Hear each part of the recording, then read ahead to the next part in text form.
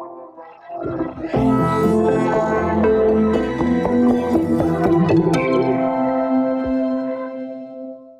Cantu, we have a lot of questions for you today. Thanks everyone for everything you submitted. We're going to start with a couple in the recovery realm. So Dr. Cantu, Donna wrote into us, can you still improve your PCS symptoms even up to 5 years after injury? Well, I think as most everybody knows, Tyler, post-concussion symptoms start about a month after a concussion that hasn't cleared, symptoms going on a month. The symptoms are called post-concussion syndrome. That having been said, about 20% of people will have that happen. They'll have prolonged symptoms. The great majority of that 20%, roughly 90–95% of it, will have the symptoms clear up in the next 3 to 6 months. And a very small percent will have symptoms that go on past a year. And when symptoms go on past 2 years, then it becomes less likely that one is going to totally clear from their symptoms, but it's still possible. And what's most important is, did they have all the therapies that could be given for their symptoms during that period of time? So if you're 5 years out and you've gone through the various therapies that are appropriate for what symptoms you have, be they cognitive, vestibular, whatever, had you been through a proper exercise program, proper diet, and you still have symptoms, you still could clear. But it's not as likely that you will totally clear if you're out 5 years and you had the proper therapies. But the most important thing is a lot of people out 5 years have not had all the therapies that could be given.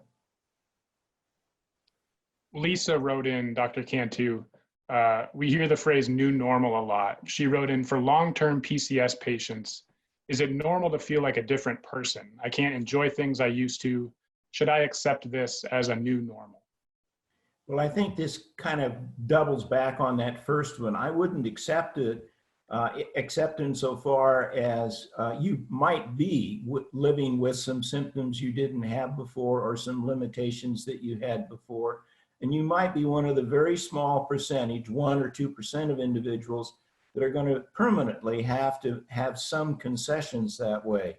But again, the important thing is, have you done everything you can do to get over your symptoms? And it's important, if you haven't, to continue to exhaust other therapies. Got a question here from Catherine about exercise. Her question has to do with returning to exercise post-concussion. She's struggled to do anything without symptoms. She wants to know what her realistic expectation should be for returning fully back to old fitness routines like CrossFit. It's important to use exercise as one of the therapies for post-concussion syndrome symptoms, but it's important that you do the exercise under the level of not exacerbating symptoms. So we normally start people off with a fairly low heart rate, under 120, and then build it up 10 beats per week if you can do it without increasing symptoms. So exercise is good, but it's not good if it's accelerated too fast. It's also important that we normally start our exercise routines with exercises that don't bounce the brain around in your head. So like the worst thing would be jumping or running types of exercises. Rather, we do things that don't impart those kinds of forces to your head.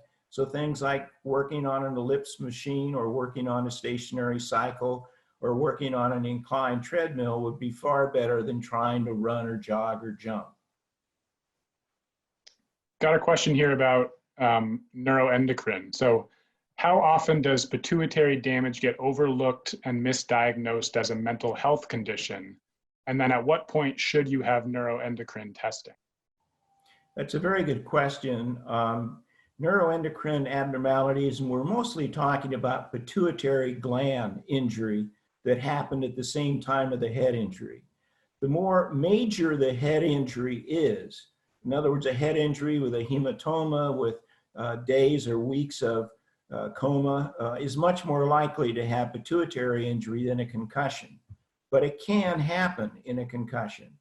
And all people that have prolonged post-concussion syndrome, by that I would say greater than 3 to 6 months, should have the pituitary gland functions evaluated, because even though it's not highly likely, meaning it's probably not more than 3 to 5% of total post-concussion syndrome patients that have pituitary dysfunction, it does occur. And when it is recognized, just simply hormonal supplementation, whether it be thyroid or whether it be adrenal or whether it be growth hormone or whether it be testosterone for men, can have dramatic normalizing and elimination of symptoms. So it's one of those things that should always be done with prolonged symptoms, just so that you don't miss the chance for an easy fix, an easy cure.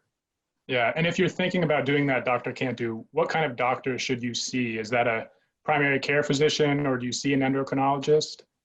Well, I think the important thing is you can start with your primary care physician. You certainly can start with your concussion expert as well, and they'll send you for laboratory testing, fasting blood tests of thyroid, pituitary, adrenal, so on. If those tests come back abnormal, then you want to be probably referred to an endocrinologist to do what is called provocative testing. And the provocative testing is testing that needs to be done with a physician present, and it's normally an endocrinologist that's doing that testing. The provocative tests are more accurate. Another thing that can be done if you, the concussion expert, wants to just simply treat you for a period of time empirically, then that provocative testing might be eliminated. But most of the time, I think it's a good idea to have a full endocrine evaluation if the screening blood work is abnormal. Got it. On our first webinar on PCS, Chris shared his screen and he walked viewers through some of the pages on our website. So if you go to concussionfoundation.org/PCS, that's where all of our content on post-concussion syndrome lives. I just want to let people on the webinar know we just added a new section to our treatments page, our PCS treatments page, that kind of goes into that content on neuroendocrine testing and when that might be appropriate. So folks can check that out. Julia and Brandon can add it to the chat here. And we do recommend you take a look at that treatments page. One follow-up to the question on exercise, Dr. Cantu, you mentioned jumping and running are maybe not so good. What about weightlifting? Weightlifting is something that we normally start fairly early on, but we're using not heavy weights in terms of things you can only do 3 or 4 or 5 reps of. Rather, we use weights that you can do 15 to 20 reps of. So the weightlifting or resistance training, again, can be started early. Again, it should be at a level that does not provoke symptoms. And generally speaking, we're asking people to do high reps of relatively light weight, starting with something 12 to 15 reps. If you get so that you can do all 15 reps easily, then you might slightly increase the weight. But the important thing is not having the weight too heavy, so you're having to do a Valsalva or straining maneuver to lift the weight. Great. Question here from Marissa on headaches. Why do some of us wake up with headaches? How can you lower the frequency of headaches even while increasing work-related activities? It's a great question. The majority of people with post-concussion syndrome don't awaken with a headache. The headache is something that comes on later in the day, and it's normally related to using your eyes, either reading or reading screens. But it's possible that you can wake up with a headache. Generally speaking, if the screens are an issue, we try to have people work for shorter periods of time. We also have people use colored tints, generally over a computer screen. An auburn tint is one that most people find beneficial, whereas black and white paper with black print on it, a blue screen is the one that most people will find useful. Great. Question here from Jay on age and recovery. Jay's wondering, as someone in his early 50s just experiencing his first concussion, will his recovery time be different than someone much younger who was getting their first concussion? No, not necessarily. It'll most depend on the forces that were involved with the concussion, just how severe the brain was accelerated. And it can be influenced by whether or not there were any other conditions that preceded the concussion, like any learning disability, depression, anxiety, panic attack, migraine, seizure disorder. These are all things that tend to make the concussion have more symptoms and last longer before it clears. Got it. Question from Kate on when to retire. So she's the mother of a professional hockey player. Can you explain what you recommend to parents of athletes that have sustained a concussion in a contact sport where they will be likely to receive another concussion, in terms of thinking about the risks and benefits to both the athletes and the parents? Well, there isn't any cookie cutter answer to this one, Tyler. Generally speaking, the two red flags that we are most concerned about, and therefore will sit down and talk with an athlete at even a professional level and say, it might be time to think about stopping this, is number one, accelerations that would not have produced a concussion. In other words, hits that they would have taken before and just kept on playing and not had any symptoms. These minor hits are now producing concussion symptoms, number one. And number two, the symptoms are lasting longer with each concussion. Concussions that normally cleared in hours, days, weeks are now lasting many months. When you have somebody who has relatively low level trauma producing concussion symptoms lasting a long period of time, that's definitely the person I would discuss retiring, because that individual, if they go back, is definitely going to have those low level hits again. But it's not related to the total number of concussions. It's more related to how they respond and how big the blows are that are causing symptoms. Got it. I just want to give a shout out to Jeannie. She also had a question about when to continue retiring or to consider retiring. And I think you just answered her exact question. But thank you, Jeannie, for writing in. Question from Michael on neuroplasticity.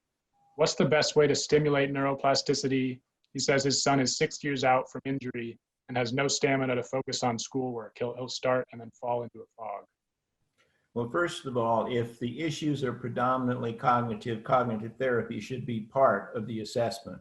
But in terms of neuroplasticity, one of the things that has gotten a lot of boost in the last couple of years is exercise, especially aerobic exercise, as both stimulatory for neuroplasticity and stimulatory for neurotrophic factors that enhance neuroplasticity.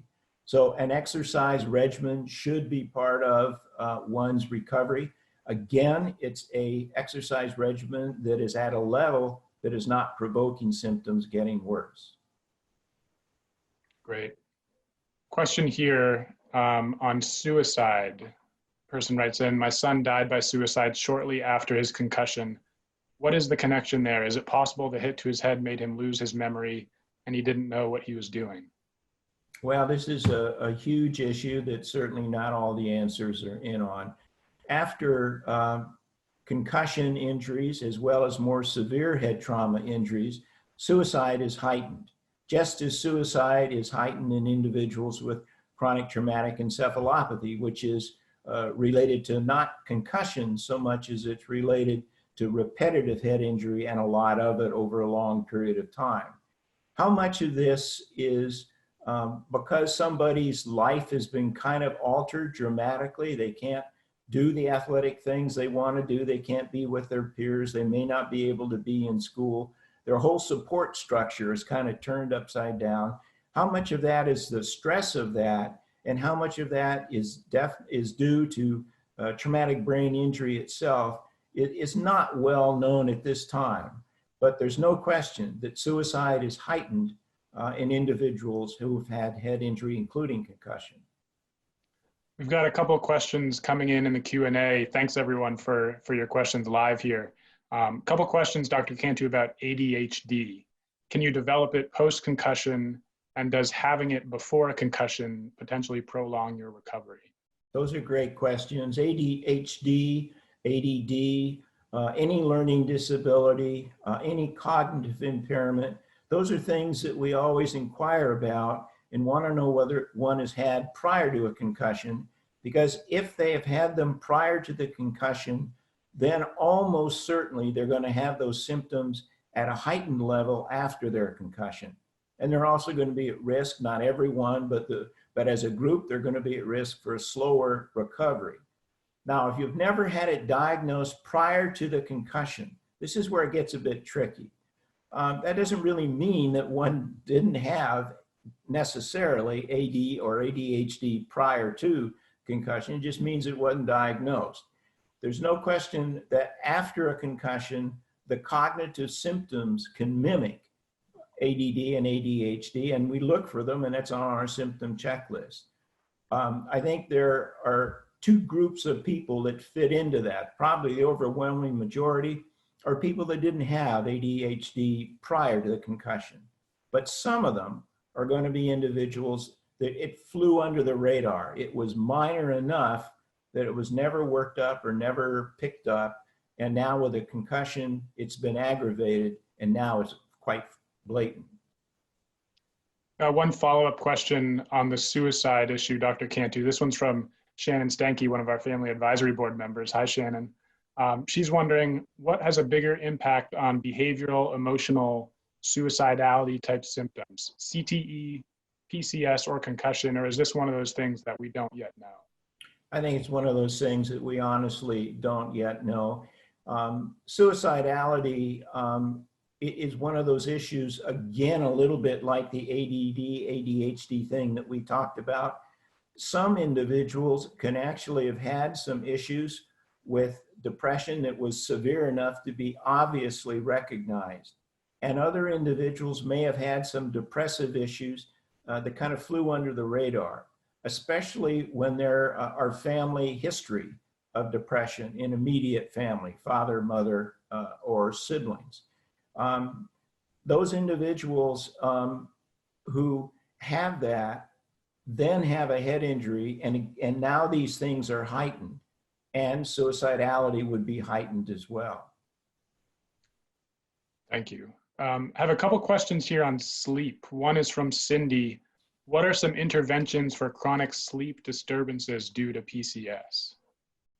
Well, with head injury and concussion and post-concussion syndrome, sleep disturbance is definitely one of the very common things. Early on, it's usually people sleep more than usual, but after the first week or two, it's usually people sleeping less than usual, having trouble falling asleep, and having altered sleep. And when sleep has been studied in this group, the REM sleep especially is altered. This group is also prone to having more dreams, acting out dreams. And that's not just in the concussion group, that's also in our CTE group as well. We think that's due to brainstem injury. And in one of our papers from BU, looking at sleep disturbance and acting out dreams in individuals with chronic traumatic encephalopathy, there has been brainstem injury shown in terms of hyper amounts of tau in midline brainstem nuclei. We got a couple of great questions from people on Instagram. Thank you guys for those who sent us messages there. We are at Concussion Foundation on Instagram. You're always welcome to send in questions there. One was from Noah, also on sleep. How or why are nightmares connected to a brain injury? Any tips on how to stop them? Tips, yes. No definite answers to the question of how to stop them. But this nightmares are what we were really talking about in terms of acting out dreams. It's REM sleep that's altered. This is a recognized thing after head injury, and it's a recognized thing with CTE. Because it's a brainstem injury, and because one of the other brainstem injury that produces symptoms after a head injury, pseudobulbar symptoms, that's also a brainstem injury. Pseudobulbar symptoms do respond, not perfectly, but as to the medication Nuedexta, and it's the medication we would prescribe with people with pseudobulbar symptoms. And pseudobulbar symptoms are people that have inappropriate laughing and crying. They will blurt out with laughter when it's really a sad situation, and vice versa. Because that's a brainstem problem in terms of the pseudobulbar symptoms, And we think that the sleep issues are also involving brainstem. Nuedexta would be a medication that we'd certainly try in people that had the symptoms that weren't responding to more mild things like first trying melatonin and also trying a quite vigorous exercise program, assuming they could do it. Got a question here on autonomic symptoms. Do you see many patients that suffer from dysautonomia after a concussion, and what do you recommend for treatment? Yes, dysautonomia is something that we definitely see with individuals after a concussion. And one of the non-pharmacologic treatments that is most useful is the exercise regimen that we put these individuals on, both an aerobic program and a resistive exercise program. How does POTS work into that, those autonomic symptoms, Dr. Cantu? Well, POTS is a dysautonomic issue. Postural, orthostatic tachycardia syndrome, or POTS, is a dysautonomia. In other words, when people are lying down and then suddenly stand up, if they have the POTS syndrome, blood will pool in your lower extremities, like you might see in some elderly people that don't have perfect blood flow. This pooling in the lower extremities causes the heart to have to beat faster to pump blood to your brain. And so in the 30 seconds to 60 seconds to 90 seconds after you suddenly stand up, your heartbeat increases up to 30 beats or more. And that is basically the definition of POTS. It's normally managed by a cardiologist once it's diagnosed. And an exercise regimen is a major part of the management. One other similar question in this same topic, Ronald wrote to us about his 13-year-old daughter who hit her head playing ice hockey back in October. Since the injury, she has fainted every day, but only after she reads or does math problems. She has no other symptoms. Any advice on what he should do for her, where to look? Well, I guess one of the things that I would absolutely want to be certain about is whether this is fainting or whether this could be some seizure equivalent, like a lapse of ability to maintain your tone. Not obviously a grand mal seizure with tonic-clonic seizures, but so-called absent seizures. The reason I say that is simply that normally we don't have people blacking out from cognitive activities. It's physical activities that's going to do it, if anything, postural change that we just were talking about. So one of the things that you'd want to be certain about here is to have this individual evaluated with a sleep EEG to be certain that those aren't absent seizures that are going or flying under the radar of quote unquote fainting. Got quite a few questions coming into the chat having to do with vision difficulties after concussion. What do you recommend to those struggling with double vision, blurry vision, or seeing shadows? Vision issues are one of the buckets of symptoms that are very common after a concussion and are a major issue with post-concussion syndrome. Anybody that's running a post-concussion syndrome clinic are going to be employing ocular therapists to treat those symptoms. And what are those symptoms are due to convergence issues, lack of perfect tracking with each eye moving symmetrically. Those are things that can be usually easily worked out by going through smooth pursuit, saccadic eye movements, convergence eye movements, and then depending on where the abnormality is, prescribing exercises for those eye deficiencies, which can help recovery be sped up. I've got a couple more questions here on vision that came in via email and social media. Any advice for building up reading tolerance? Risa says she's tried colored lenses, prism glasses, vision therapy, and she can't get past 30 minutes of reading without getting nauseous, headaches, and tingling across the top of her head. Yeah, unfortunately, if she's tried the different tints and if there is an issue, prisms, we normally do ask people to read just short of the level that would provoke symptoms, and then once a week, perhaps go an extra 5 minutes to see if they actually could have gone further. So if you know that you can do 30 minutes without having any symptoms, then I would do 30 minutes, and then one day a week, try to do 35.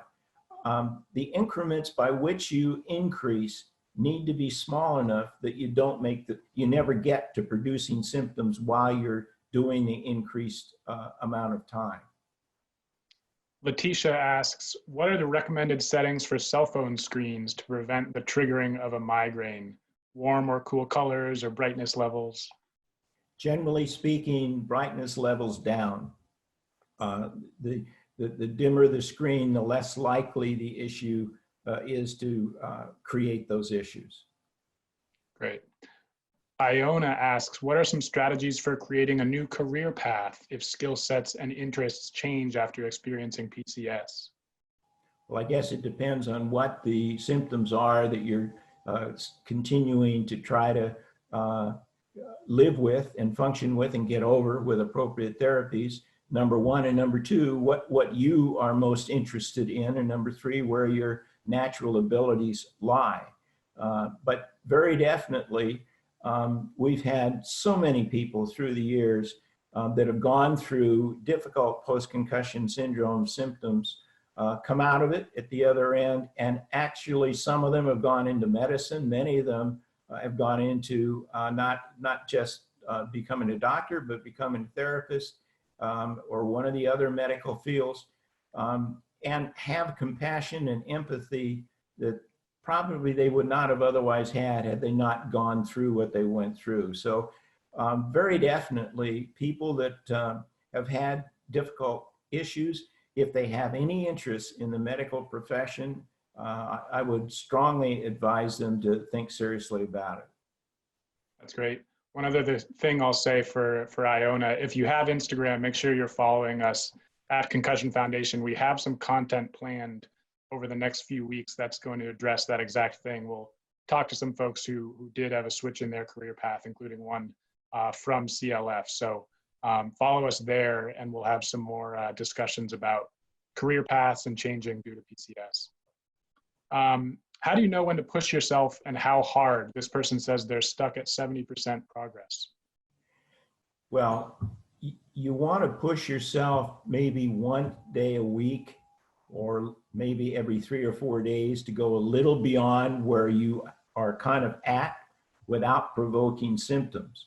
But you don't want to do it on a daily basis, and you don't want to do it too frequently, and you don't want to provoke yourself in a big way that's going to set yourself back. But I'd say generally speaking, once a week, to go beyond where you are now, whether it be the cognitive program you're on, the vestibular program you're on, the ocular program you're on, the exercise program, whatever. Great. So Dr. Cantu, on our previous webinar on PCS, you walked through some PowerPoint slides of evidence-based therapies. And we also have a lot of that information on our website. We have a couple questions here on more experimental, investigational, and non-evidence-based therapies. People want to kind of hear what you have to say. So Lawrence writes, he wants to know if you would recommend biofeedback for any patients. Biofeedback falls into the same group of therapies as meditation or wellness, yoga, and it is especially useful for anxious individuals, especially if you kind of have a type A personality going in before your concussion. But if anxiety is a significant part of your symptoms, post-concussion symptoms, then these are therapies that should be considered and should be thought about. They don't help everybody, but they don't hurt anybody. Another question, can you comment on the efficacy of hyperbaric oxygen therapy? Is that something that you would prescribe? It's not something I would prescribe, but it's also not something I would say don't do it if you want to do it. Unfortunately, the efficacy of it has not been proven, and that's why insurance companies don't pay for it for the purposes of recovering from post-concussion syndrome. Now, if you have an issue with an ulcer that's not healing, that is a skin ulcer that's not healing, or vascular issues, they definitely work for that. And insurance companies would cover it. Again, that's one of the things that, other than the time and the expense of it, there certainly is no harm to the body to having a high level of oxygen saturated in your blood. Unfortunately, it's been studied with stroke and it's been studied with concussion, and so far, the jury's out in terms of studies that have shown an efficacy. That having been said, there are a lot of professional athletes that believe that they recover from their stress of playing their games faster by going into a chamber, and not so much for concussion alone, but just that they use chambers. Again, that hasn't been proven either, but if somebody believes that something is definitely helping them, and what that is not something that can hurt them, then I personally would not be against somebody continuing that activity. Question here from Devin. We hear a lot about the study into CTE. What about the study and treatment of PCS? Any promising treatments on the horizon for PCS? Well, that is, I assume that he's talking beyond the cognitive therapy for the cognitive basket of symptoms, the ocular therapy for the ocular symptoms that we talked about a few minutes ago, the vestibular therapy for the balance symptoms that can occur, the cognitive behavioral therapy for the emotional symptoms that also can involve meditation, biofeedback as well. Generally speaking, for all exercise and a proper diet, the diet that's gained the most popularity, not just with head injuries, but dementia, is the Mediterranean diet high in leafy greens, high in fish content beyond what most people do a couple times a week at least, and a diet that is not encouraging you to use processed foods, but rather natural foods. Christine writes in, and I think this is a question a lot of people probably wonder about. Any tips for prioritizing therapies?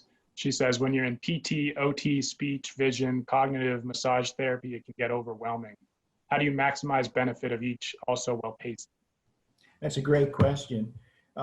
We do it based on what are the maximal domains of symptoms. In other words, you've got the cognitive domain, you've got the somatic or physical symptoms of headache, lightheadedness, dizziness, cervicogenic neck pain. You've got the vestibular ocular symptoms, you've got the emotional symptoms, you have the sleep symptoms.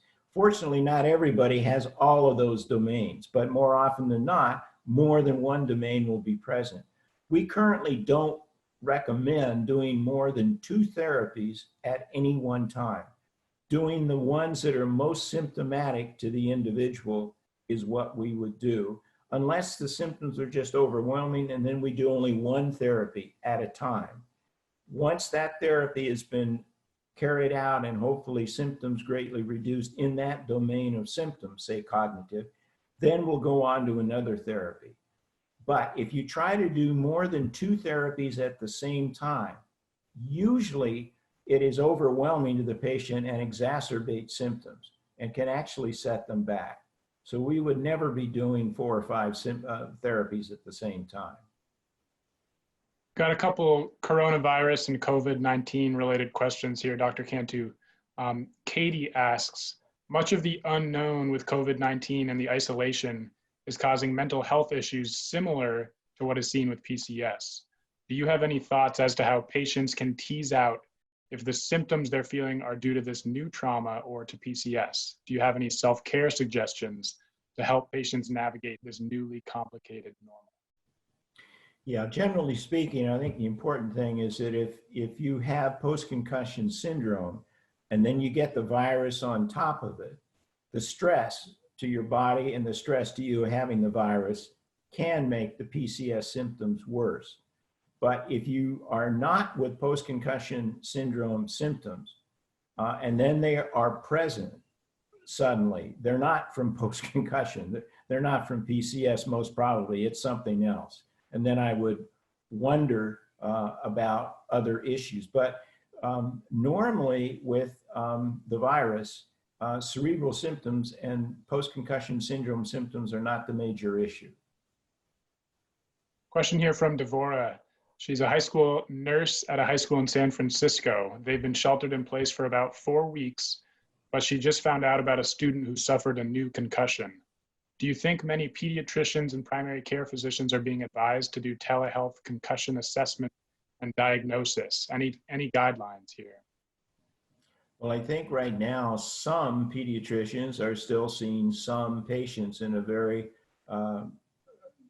different way, meaning that people wait in their cars in the parking lot with their parents, and then they come in one at a time, and they don't wait in the waiting room, and they're seen one-on-one and so on. Other pediatricians are doing telehealth. Evaluating a patient, a new patient for concussion by telehealth can be done, and it's better than not being evaluated at all, but it's not nearly as good as being evaluated face-to-face. We got a number of questions about the difference between PCS or probable CTE, and if symptoms that happen years after a significant concussion can be due to that concussion.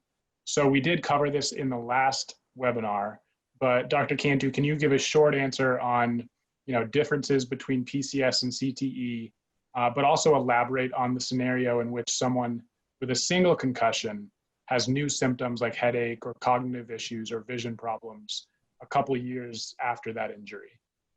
Well, first of all, let's try to distinguish the post-concussion syndrome. It's something where concussion symptoms continue after a concussion and don't clear up. And if they're still there a month later, then we call it post-concussion syndrome. So somebody that's had a concussion and got over it, and then suddenly has the same symptoms without any head trauma, that's not post-concussion syndrome. That's something else until proven otherwise. And that's what it should be evaluated for. On the other hand, CTE is not related to concussion so much as it is repetitive head trauma over a long period of time. Most of the people in most sports, 10 plus years of trauma. But that is something that in most individuals, the symptoms come on later in life, in your 30s, 40s, 50s, 60s, and you don't have repetitive head trauma at that point. You took your trauma in your early years of life, and then you had kind of a 20-year hiatus of no problem, and then problems start later on. Thank you. Question from Jennifer. What is the best way to image the brain for damage? Well, first of all, it depends on what you're imaging it for. If you're imaging it for a concussion, you're not going to see damage because the damage that is there to both fiber tracts and nerve cells with some concussions is microscopic. And so we don't see it on a routine MRI. We don't see it on a routine CAT scan. They are normal. But if you suspect a bleed or you suspect some other problem being present, we have a talk that we sometimes give when a concussion is not a concussion, meaning somebody comes into the center with concussion symptoms, and then because it's been persistent, we image them and they turn out to have hydrocephalus, or they turn out to have a subdural hematoma, or they turn out to have a brain tumor. The imaging studies with concussion are going to be normal, but you're going to do them in people with post-concussion syndrome to rule out other causes for persistent symptoms. Question here from the chat from Lori. What kinds of things can be done to improve memory problems with PCS? First, there are exercises that can be done that probably are of value, and we definitely utilize them. But what's even of greater value are a lot of skills that can be taught in terms of how you can maximize your ability to learn. Like most people with memory issues will do a lot better if they try to do the learning in a quiet environment, in an environment where there isn't background noise or background distraction. If they will use both auditory memory and visual memory at the same time, meaning not just read the word with your eyes, but say it out loud at the same time, or even use a tape recorder and listen to the tape recorder later. The more layers you put on, the greater your abilities to retain that memory. A follow-up question on that, is there any concern that someone would not get back their long-term memory after a concussion? Stephanie asked this in the Q&A. The normal situation with a concussion is that it's your short-term memory that's impaired, not long-term memory. In other words, what you remember and what you learned is normally laid down pretty well and is not lost with a concussion, except insofar as sometimes if the concussion is quite severe, what will be lost is just what happened on that day, hours before, minutes before, so on. Generally, it's short-term memory that's the issue. In other words, it's trying to lay down new information that is impaired after a concussion. A couple other questions on long-term effects. Do concussions prime someone for existing familial dementias? Well, probably not is the answer, at least in most cases, but we do know that we have a number of individuals in the more than 800 brains in the Boston study that Dr. Ann McKee, as Chris pointed out, runs, that have CTE, but also have another neurodegenerative disease as well, like Alzheimer's disease. And if you have two neurodegenerative diseases in the same individual, chronic traumatic encephalopathy and Alzheimer's disease, then very frequently the rapidity of the cognitive decline is accelerated as compared with whether you just had CTE alone. Gotcha. Another question, what role does inflammation play in concussion? Well, concussion does cause an inflammatory response in which microglia come in and repair the damage, and one then recovers. We also think that that same inflammatory response is involved with CTE. That would lead you to believe that using anti-inflammatory agents such as steroids might be useful in concussion, but so far the work that's been done using anti-inflammatories, both steroids and non-steroidal anti-inflammatories, has not been beneficial with concussion recovery. Dr. Cantu, you talked earlier a little bit about the pseudobulbar effect. We got a question from Caitlin via email. She's wondering about that. And she's looking for advice on how to cope with her sporadic crying episodes in the business world. And she also wonders if PBA can ever go away. It's a great question. The answer is yes. But unfortunately, if it's been there for years, then the likelihood that that's going to happen goes way down. But if she's not tried the medication Nudexa, that is what is normally used. One capsule a day for the first 7 days, and then for most adults, 2 capsules a day thereafter. The medication works for most people, and if she's never tried it, she should seek out a physician and explore it. Great. Question from John via email. I've had a fractured skull and 6 concussions, lately experiencing short-term memory issues, and I'm 70 years old. Is this expected, and does it get worse? Is there anything else I may anticipate? Well, first of all, I'm not so sure, even though the 6 significant head injuries happen, that they're related to what's happened to him at age 70. So I think number one, he needs to be evaluated by a neurologist. It is not post-concussion syndrome. Whether this is going to ultimately be shown to be early onset Alzheimer's, or whether it's going to be shown to be hydrocephalus, or whether it's going to be shown to be nothing on imaging, or even a slow growing meningioma or something, he should be worked up. He should be imaged. He shouldn't disregard it. It more probably than not isn't related to the previous head trauma that long ago. Great. One that you've somewhat covered, took a horrible fall in 1985, now have problems with speech and headaches. Can that be from a concussion that was many years ago? More probably than not, if you had no problems for many years thereafter. So I would, again, that individual needs to be worked up, and that individual would need to be imaged with an MRI. From Thomas, Dr. Cantu, what's your professional opinion regarding brainwave analysis for concussions or PTSD? I think you've spoken a little bit to this, but maybe not necessarily for PTSD. Yeah, generally speaking, the routine MRI, the routine EEG has not been terribly sensitive with concussion. There is now what's called quantitative MRI using computers to in a more sophisticated way look at the EEG tracing, and it's showing promise. One of the most important uses of the EEG, though, is to rule out whether or not individuals are having seizure issues. And that still is the primary use of the EEG.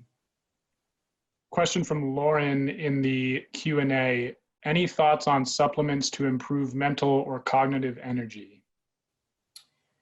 Well, certainly exercise, again, we believe very strongly in. There are, again, a number of substances that are being used. Whether they actually work or not, it's not been proven. The use of fatty acids, again, the fish oil being the major one, is something we certainly promote people using because it's good overall for their lipid profile. But whether it really enhances cognitive issues, it has just not been definitely proven. Q10 is used, a number of other supplements are used. One of the things you want to be sure about if cognitive issues are there and they're persisting is that your vitamin B12 is normal and vitamin B6. Great. Another one from the chat. How often is it okay to have caffeine with PCS? How about alcohol? In terms of caffeine, caffeine is a stimulant, and as long as it does not cause any side effects or any exacerbation of symptoms, it may actually help one with cognitive symptoms. It's a mild cognitive stimulant. Alcohol is a little bit trickier. Generally speaking, we like people to stay away from it because we know that if we allow some people to use it, they will unfortunately abuse it. And we don't want anybody to abuse it. We would never, ever suggest that. If somebody is having a beer with a meal and they don't have enough of it that they feel any effect from it, and the same with a glass of wine, I don't really have a major issue, except insofar as the concerns that somebody, if they use it, could abuse it. Got it. Just a couple more before we wrap. Dr. Cantu, a good question on baseline testing in the chat. Why is it not really the standard anymore? It seems that many club level coaches and parents are still believing that baseline testing is necessary. What are your opinions on baseline testing? Well, as a frontline provider of care to people with concussion problems, I strongly believe that I am in a better position when I have one's own baseline, whether that baseline be their eye tracking, whether the baseline be their balance evaluation, whether that baseline be their emotional evaluation, and certainly want to know whether or not they have issues that could go with ADD, ADHD, and other issues that put them at greater risk. I am a believer in a baseline, because now you're not comparing yourself to normative value, you're comparing yourself to yourself. Now, do you have to have a baseline to treat somebody after concussion? Absolutely not. You can treat without it. I think you can be more accurate with it. Obviously, insurance companies don't want to pay for baseline testing, so there's a lot of push to not use it. I personally believe it's useful. Couple quick ones to wrap us up. We're just about at the hour here. One is, what is your favorite concussion-related book? And I guess I'll say, you're not allowed to say your own, Concussions in Our Kids, which we would recommend to everyone. But do you have another that you would recommend? Well, shucks, I guess I would recommend that. But there are a number of other books on concussions, and I don't have just one, no. Yeah. And then just kind of in general, we have hundreds of people in here. Let me see, over 300 people. What's your general message of hope to folks who are struggling with symptoms and PCS? Well, my overall message is that you definitely should expect to get better in the future. I hope you all will have availed yourself of the appropriate therapies, depending upon the constellation of symptoms you have, what domains they fall into. But you definitely can anticipate getting better as time goes on. Almost everybody does. But please also think, if you haven't already done it, about involving diet and exercise as a general overall therapy in addition to the specific ones. Wonderful. That is the last question we have time for tonight. I think I speak for everyone on being wowed by your command of this issue, Dr. Cantu. Thank you so much for sharing your expertise with us.